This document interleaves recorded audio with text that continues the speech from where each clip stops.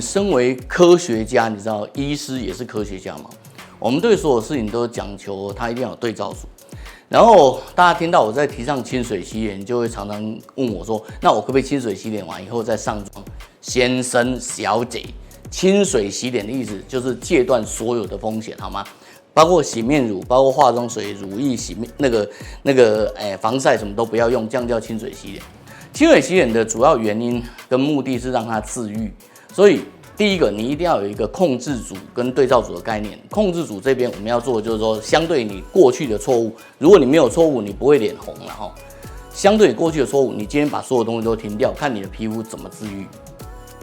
我们常常听到那个彩妆界讲说，那个彩妆不伤皮肤，可是一下子就叫你用隔离霜，这个我们在之前的影片中都有给各位看过。但是你要这样想，好吧？你在一个墙壁上反复的涂抹油漆，然后你再把油漆卸掉，然后再涂抹油漆，再油漆卸掉。你告诉我说你能够很清洁的处理它，然后完全不伤害它，其实我不太相信哈。所以彩妆界要求彻底清洁，我完全可以理解。可是怎么样抓彻底清洁，我觉得这个才是最大的难度。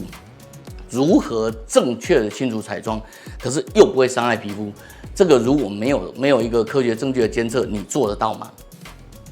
讲到科学，要不你就用放大镜，要不你就用显微镜。这个就是显微镜，给各位看一下我们怎么样帮病人好好的洗完脸啊。这个是我们最近在测一个洗脸的东西，你看这个纹路屯屯的，然后变成干净，对吧？洗干净，有没有伤害？没有。如果有伤害，它的表皮会破坏嘛。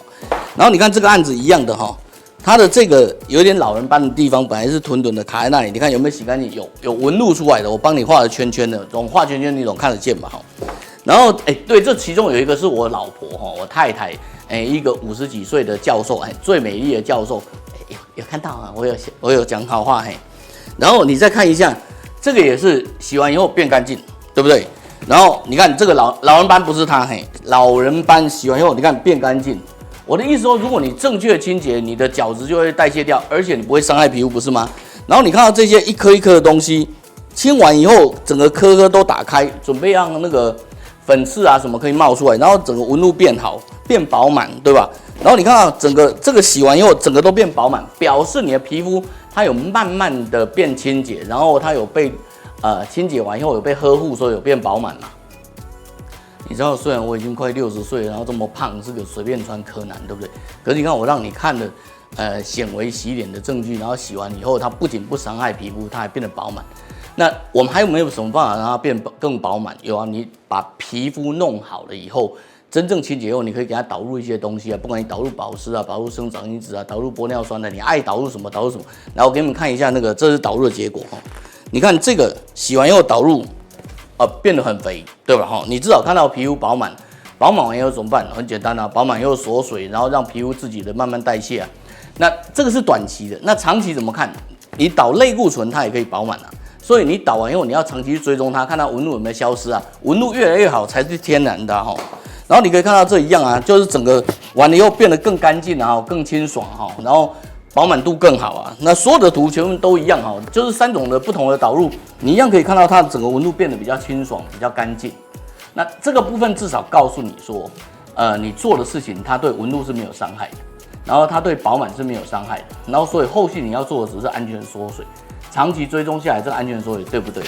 然后最后给各位看一下，我们之前在那个彻底洗脸那一集，不是告诉各位大负面吗？这是大负面的结果哈。你可以看到这个一样是洗完之后，然后你看它的纹路，然后这已经洗完了，这已经洗完了哈。然后洗完以后，它再去大负面会更干净哦。